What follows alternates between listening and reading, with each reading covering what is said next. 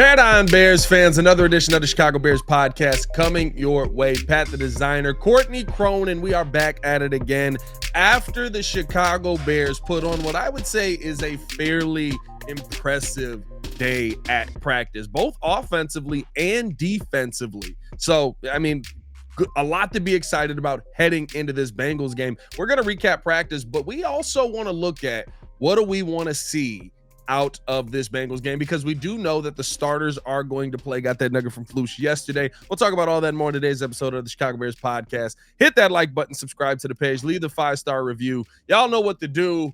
Courtney, have you dried out yet? Yeah, thankfully, no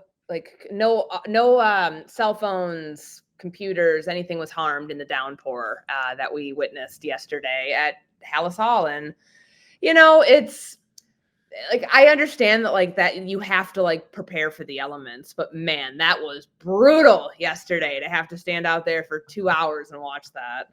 That was not my favorite moment. And what was so one funny day it's is, rained all training camp. It hasn't rained all training camp. We've had really good weather the entire time. A little hot a couple of days, but for the most part, some really good weather.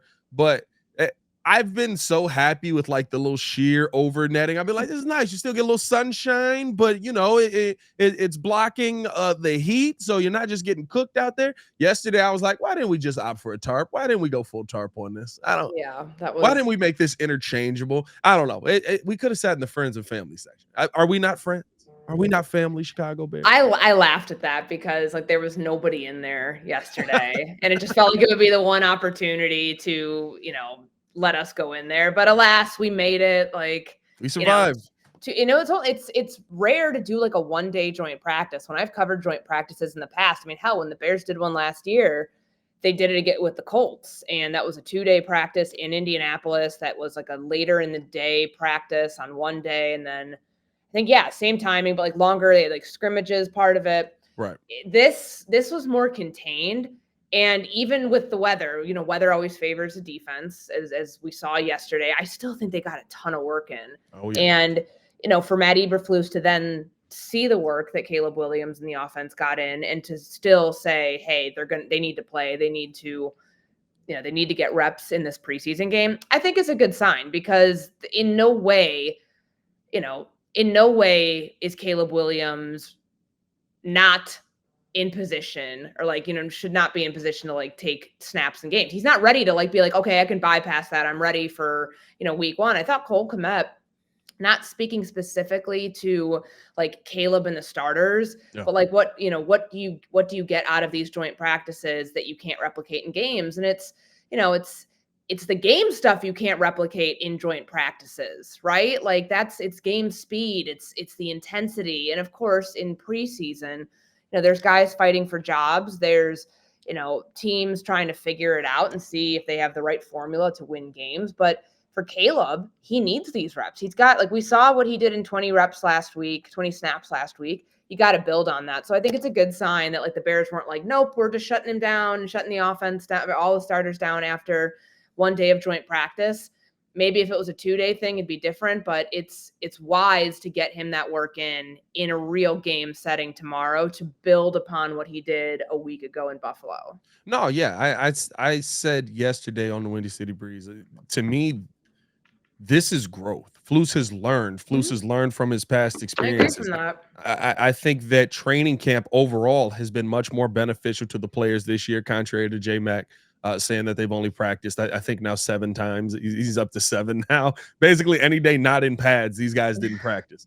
But Flus, how he's attacking this, how he's going about this, it's almost surprising to see how big of a difference he has from this season to last season, especially when last season, like you said, they had the joint practice. They basically said they got enough work in. They clearly didn't, based on how the season started. You start off the season 0-4, but even to the point where, how he's going about what we've seen at Hard Knocks, teach these guys how to get in good with the referees. To me, that's learning, because Justin Fields never got a roughing the passer call, right?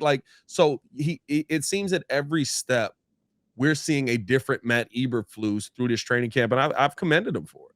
You would hope so. He's 3 years into this now. There's a lot that did not go well those first 2 years in a rebuild that you learn from. And an 0-4 start last year is humbling. So you trace those things back to how they started training camp, to the amount of injuries they had, which prevented them in a lot of respects from being able to play players.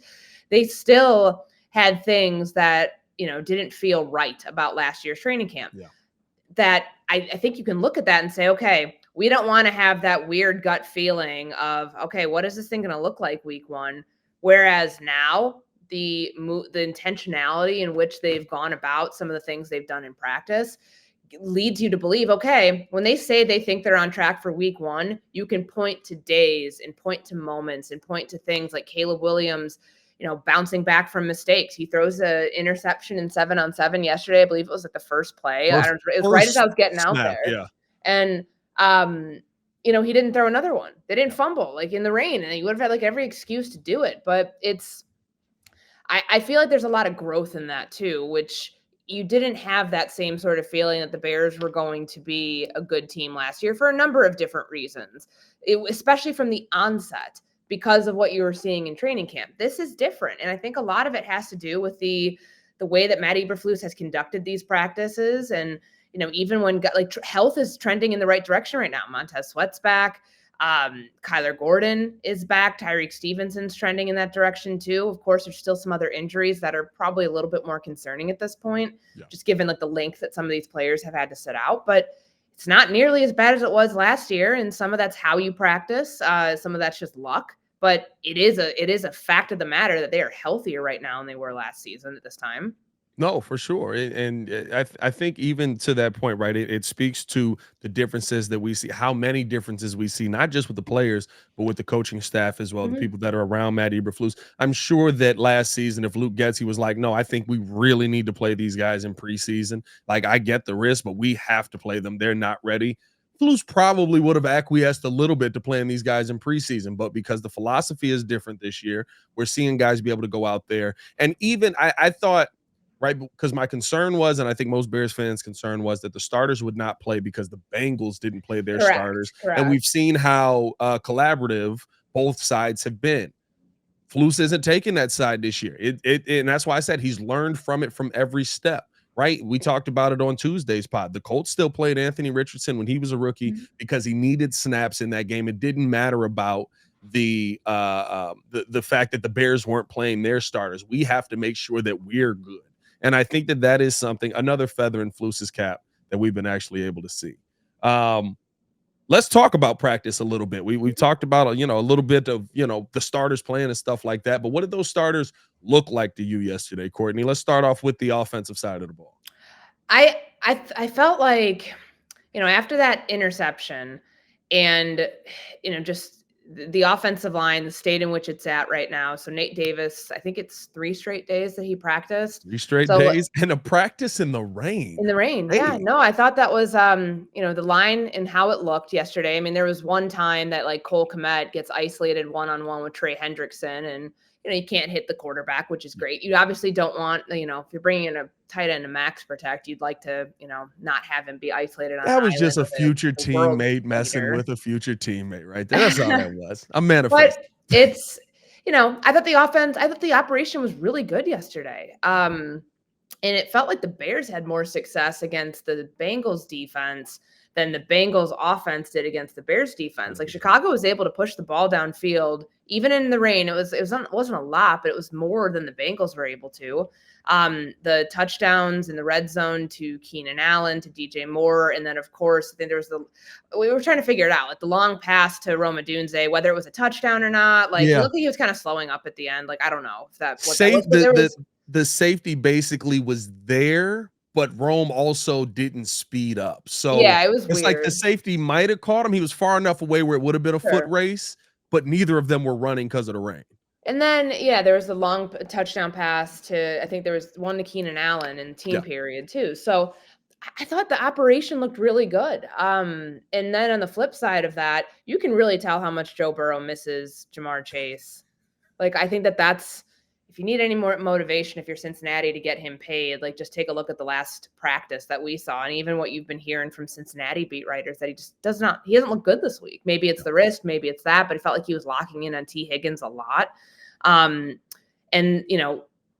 the other side of that's what the Bears defense was doing. He didn't throw in Jalen Johnson's direction. Not one. So Not once. that's of course, that's a respect game sort of moment, but it's also, knowing that Jalen Johnson, he already threw 3 picks in practice at that point. Like, by the time they get to threw 3 picks and they're in the team drills, probably didn't want to add a 4th one in there. So staying away from Jalen Johnson's side of the field, I mean, that's a sign that he's going to be able to take away at least a half of the field of the secondary, because other quarterbacks probably clearly know and respect his game, that he is one of the league's top shutdown corners, whether he's shadowing your number 1 or not. Like that's, that's ultimately like one of the better things that we've seen come out of training camp this year. Just like his growth now, he got paid and he is absolutely continuing to ascend. And, when you see other teams respect that by not putting the ball in harm's way in Jalen Johnson's direction, I think that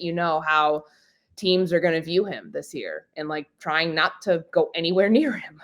Yeah, it's gonna be a lot on Tyreek Stevenson's play. That was one of my major takeaways yesterday from the defense. It was just like, and Jalen Johnson doesn't shadow, right? They're not doing him where he's just following the number 1 wide receiver around. They really haven't done that with him in his time here. Not with this coaching staff for sure. No, not with this staff at all. But he can. I think he's done it before. That's just not the way that they play him. Right. So it is him taking away whatever his side of the field is. But I mean, like, even the couple of times Burrow was willing to target him was when T. Higgins was there, and it basically was just there's nothing there for you to get. This ball is getting knocked away or it's getting knocked in the air. And so I mean, Jalen Johnson, the meteoric rise of Jalen Johnson from one offseason to the next has been really impressive to watch in camp. But when you see it, I think yesterday solidified a lot of what we saw in the Bills game,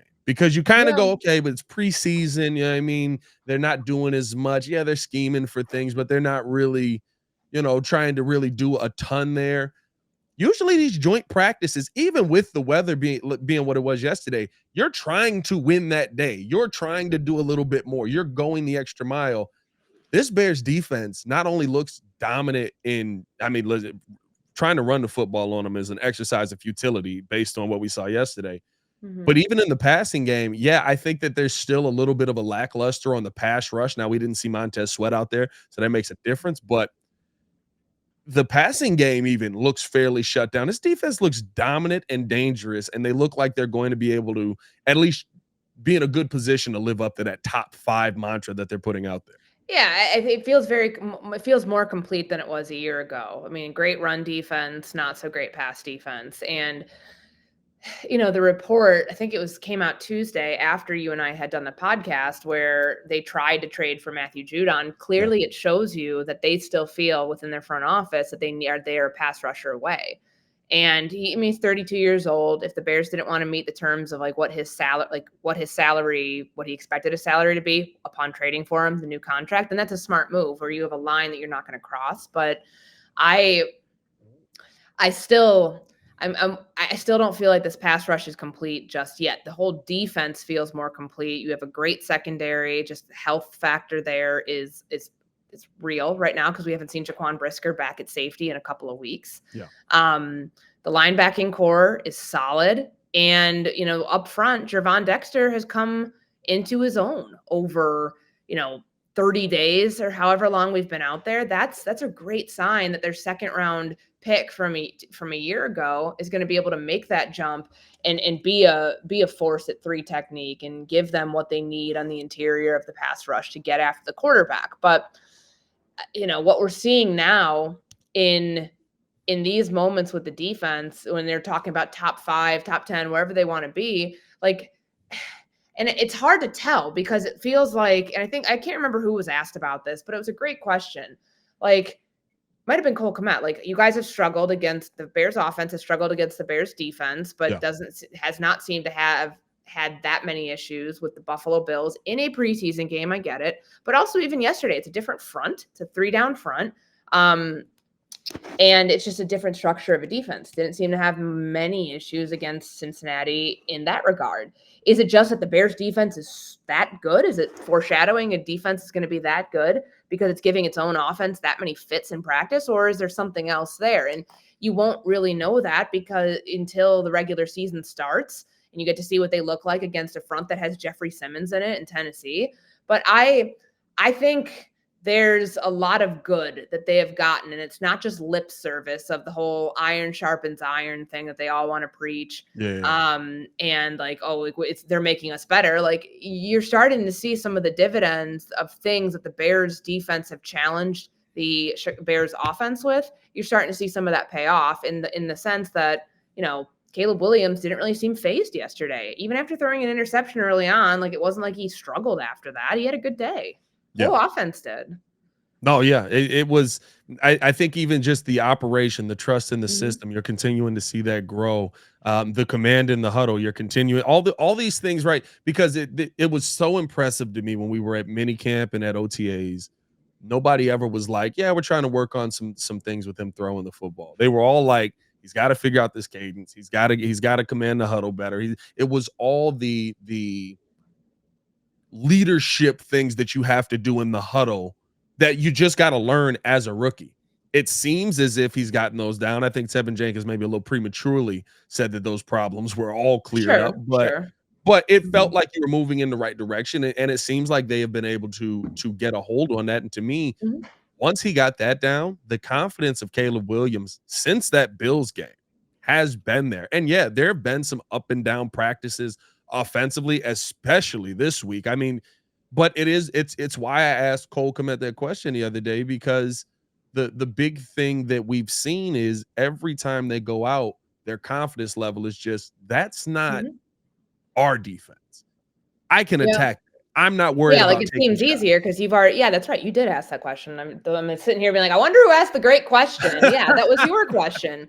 Getting questions in now, Courtney. I'm working out here. It's smart because there is something to that. I don't think that it's just like, oh, these two defenses are terrible. No one's ever going to say that about Buffalo, certainly. No. And no one's with the talent level of talent that they still have on that defense, despite it looking different than last year. No one's going to say that about Cincinnati either, given who their defensive coordinator is. Like those are good defenses. And I think the Bears defense this might foreshadow that it's a better unit by and large. And that's going to benefit not only the offense having a couple more weeks to go against them in training camp practices, but in games. They're going to be able to hold up their end of the bargain.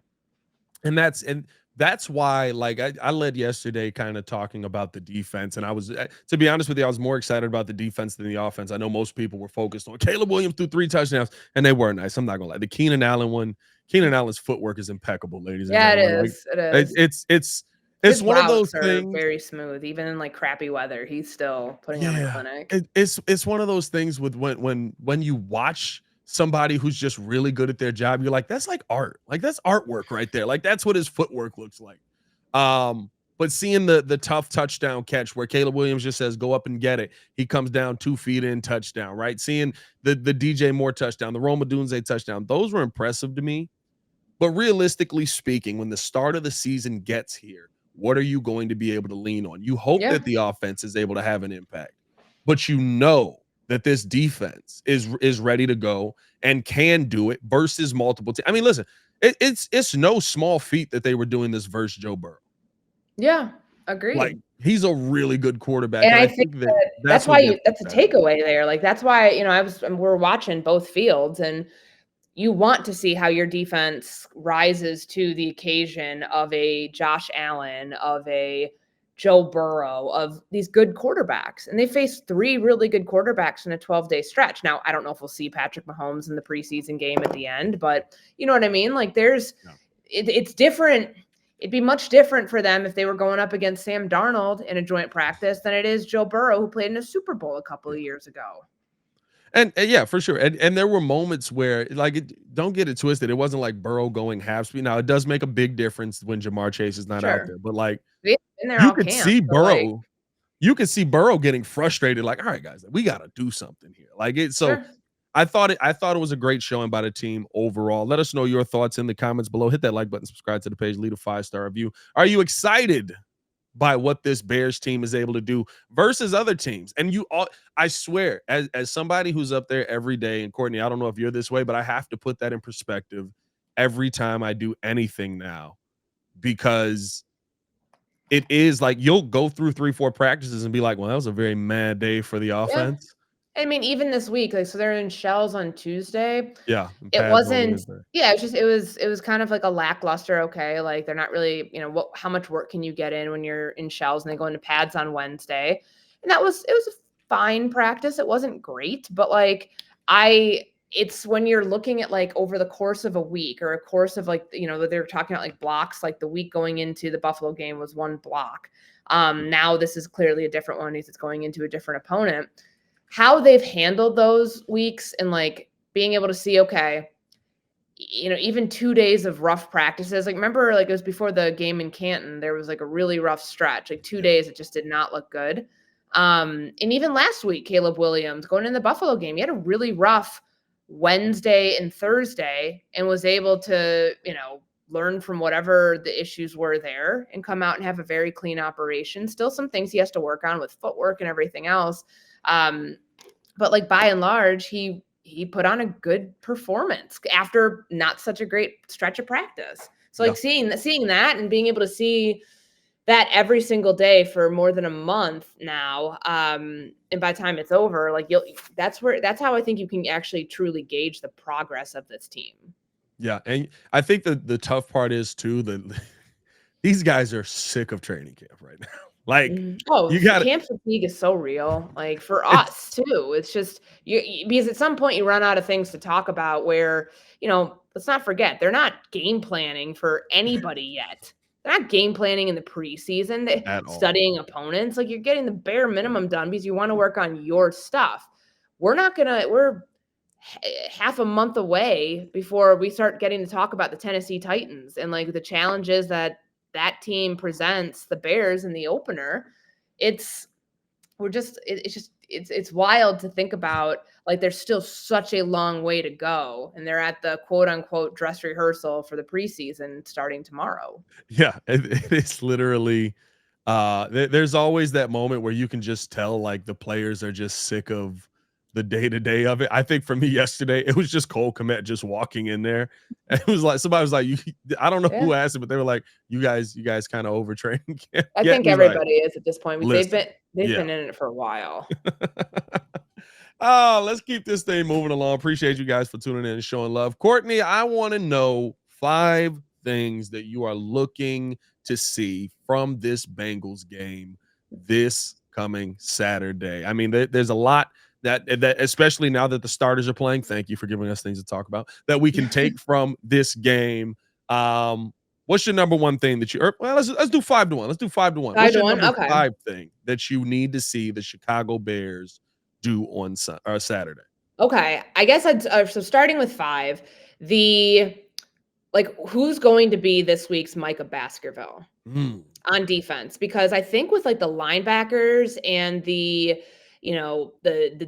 depth pieces in the secondary at corner and at safety, there's some prime opportunities still with some injuries. No Jaquan Brisker, not anticipating him playing in this game. I'm not sure, like, how much Kyler Gordon and Tyreek Stevenson are going to play. Just because even though, yes, they are starters, but, like, both have been dealing with injuries and have been using this week to get up to speed. Is that a Josh Blackwell? Is that a Greg Stroman? Greg Stroman's had a good camp. Like, and he's a scrappy player. Like, he always finds his way onto a roster somehow. Is he going to be a P squad guy? Is he going to make it as, like, one of the final corners on the 53? And of course, like, Baskerville last week with the pick 6, which DB or DB linebacker, keep it contained to those groups. Who ends up stepping up, like, as, on that basis? So, like, I mean, it's not my top storyline, but it's one that I'm certainly going to be interested in when the starters go out. So second half of action. That's my number 5. You want me to go forward? You want to read the rest and you can react? Sure. Yeah, let's do it. Okay. So 4, stay on the theme of the defense. I think, again, great question, Pat. When you asked Matt Eberflus about Austin Booker the other day, like, this is a chance for him to get some run. And we'll see again, like with Montez Sweat coming back this week, and he's at practice yesterday, like getting a chance to see how much he's going to play. Even when he's not in there, this is going to be a great week for Austin Booker, great opportunity, even though the Bengals say they're not playing starters tomorrow, to get a lot more run, because he turned in a tremendous outing last week. I know it's the preseason, but 2.5 sacks, and the sort of praise in the way that he's getting those sacks by not predetermining his rush, feeling like he's already got a nice repertoire of moves. That's a good sign for a young player who's going to have, at least it's foreshadowing, a very significant role in this defense. Number 3 for me would be Velus Jones. And, he got run with the ones yesterday. That's the first time we saw him getting carries with the Caleb Williams-led offense. What does that look like tomorrow? How much more run does he get at running back? How much more productive is he? I think it was 6 carries for 34 yards and a touchdown last week. Yeah. That's a good start, but how efficient is his, if the yards per carry wise, like how efficient is his rushing? That's something I'm curious to see within this offense, and how much he's going to play on Saturday after, does he get any run with the ones? That's another layer of that too, or is it just going to still be DeAndre Swift and Khalil Herbert? Number 2 will be the offensive side for the Cincinnati Bengals. I know Burrow's not playing, but I am curious about, this feels like a protecting move from the head coach Zach Taylor, that like determining that early in the week that Cincinnati wasn't going to play any of its starters in the quote unquote dress rehearsal. I understand Joe Burrow is a very good quarterback, but he's also coming off injury. He's not had a healthy offseason. So I thought it was a little bit, raised my eyebrow, because it was Monday, wasn't it? Like Monday's like he's not playing. And it's like, it felt like a predetermined move of, okay, he hasn't been playing very well in practice. This is a way to like protect this offense until they figure out, okay, what's going on with Jamar Chase? What's going on with the quarterback? Because I don't know if you watched, like he was flexing his hand quite a bit, his wrist. Maybe he's still not feeling 100% there. So what does the rest of this Bengals team look like? The non-starter Bengals, because they're a favorite in the AFC. Like, you name your top 5, top 6 teams in the AFC. Of course, you've got the Ravens that are in their division, the Kansas City Chiefs, the Buffalo Bills. Like, you won't find many people that don't have the Cincinnati Bengals in there somewhere. So how does the rest of this team look? That's my second one. And then, of course, number 1 is the obvious. I want to see how Caleb looks. 2 weeks into this thing, what is the next step for him? Matt Eberflus said there was some footwork stuff that he felt he needed to clean up last week, from the game last week. But play calling wise, I mean, we saw 3 play action, 3 design rollouts on 10 dropbacks. Like, that tells me that Shane Waldron is playing to the strength of his quarterback. And that's something that I would like to zero in on to see, how does it continue? Are there more opportunities to get him outside the pocket and have him throw on the run? Does the offense take a step forward? Do they take a step back? Is the operation as clean as it was in Buffalo? And when they get to the red zone, if they get there, can they score touchdowns instead of settling for field goals? Yeah, no, I mean, our list is almost identical with the 5. I mean, I'm right there with you with the Velus Jones conversation. Mm-hmm. Show me something special. Yeah. Right? You're not going to be a 3-down running back. You're just not, right? Especially not on this team with DeAndre Swift. Can you show me something special? And I don't know how much you're going to get to see of it, like, in a preseason game, but we know running back, and he knows running back is more than just running the ball. Like, how does he handle a blitz pickup? How does he handle pass protection? Because that's been a knock against Khalil Herbert the last couple of years, that he doesn't handle those things well. That's why they don't think he can be the every down back that a DeAndre Swift is. So can Velus learn those things kind of on the fly and pick up more of the nuance of that position quickly, so then he can actually contribute there? Like, that's, being able to see him start doing that in a preseason game is a big test. The one difference that we have on our list is, to me, this was my number 5 thing. Is the offensive line better or worse?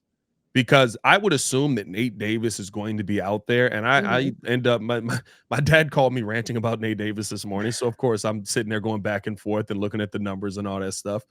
Nate Davis was one of the worst right guards when it came to pressures allowed in the NFL last season, based on his percentages and different things like that. Right, he was one of those guys that did not improve the offensive line in his time out there. He allowed almost as many pressures as Cody Whitehair. Or I'm sorry, he allowed more pressures than Cody Whitehair, which is impressive because Cody Whitehair spent a good chunk of last season on his back.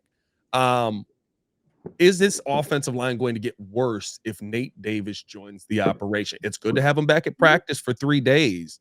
But we saw an offensive line versus Buffalo. Now, again, no Ed Oliver, no Von Miller. It makes a big difference. Sure. But we saw an offensive line versus Buffalo that I think everyone in the media room would say it shocked us because we had not seen that offensive line play like that in practice. Like, seeing the cohesion that they had, the ability to go out there and just turn it on at the drop of a hat, and all of a sudden, outside of one mistake early on that Caleb puts on himself, which good job out of young QB taking the blame on that, but that Caleb puts on himself for Darnell Wright getting a holding call.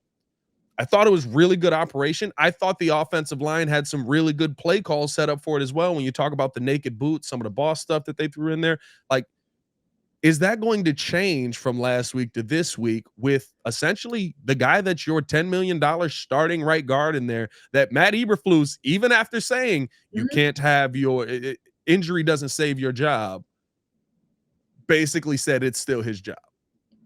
Yeah. And I thought, yesterday, I mean, he still said it was an open competition at right guard. So it's an open competition, but when Nate Davis is healthy, he's getting the reps in there. And Ryan Bates' injury does complicate that. And now he's week to week, I guess. So yeah, we saw that get upgraded yesterday as well. That's something you got to factor in. But in terms of the pass protection and just the way, like how well the line sold the screen last week, and helping Caleb Williams, when they roll him away from pressure, they're doing their job to keep guys at bay.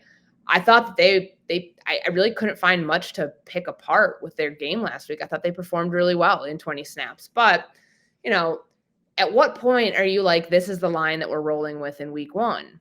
I think they've got to be pretty close to that in terms of, so if Bates is week to week, and right now the right guard competition feels like it's Nate Davis's because they're not just going to, it's not going to be between like Nate Davis and Matt Pryor. What does week to week even mean anymore? Because Nate Davis was week to week, and then he was back at practice 2 days later. Yeah, and it's just, it's like, I just, at some point, you've got to not think that you're going to be in this competition anymore. Because if Bates can't come back, let's say like a week would be Thursday of next week, and they're in the preseason game and final preseason game in Kansas City, like, are you putting your team in the best situation if you're switching? Then again, like, you're starting the center competition back up, and then somebody's kicking over to right guard on a certain day. I don't know.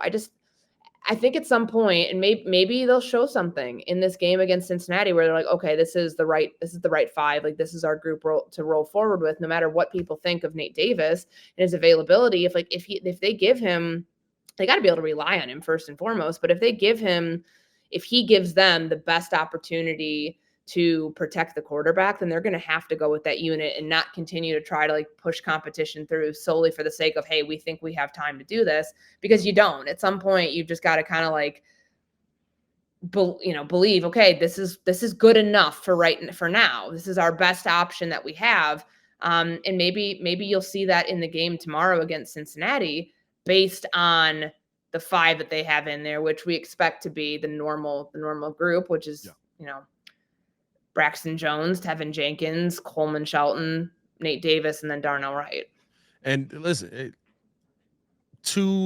I guess a feather in Nate's cap, because Nate did talk yesterday, and it was a very interesting press conference, should we say. I love that, like, Herb asked him about what Flus said about him, and he's like, I don't pay attention to social media, and we're all just like, who?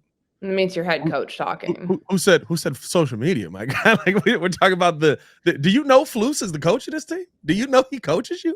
But I think he probably meant just because it was going all over Twitter and everywhere else, and it was said in a press conference setting. But no, I mean, that was 100% a message delivered to a player through the media. And that's he can say whatever he wants about it. You really hope that he received that message for his sake, just because it wasn't like Flus was just saying that to say it. He was saying it to like be calculated to get through to somebody who clearly they haven't been able to get through to for a number of different reasons. Yeah, no, and I think it needs to be pointed out, and I get it. Like, people are going to be like, we really pointing out this guy doing his job, but like, Nate Davis looked good yesterday.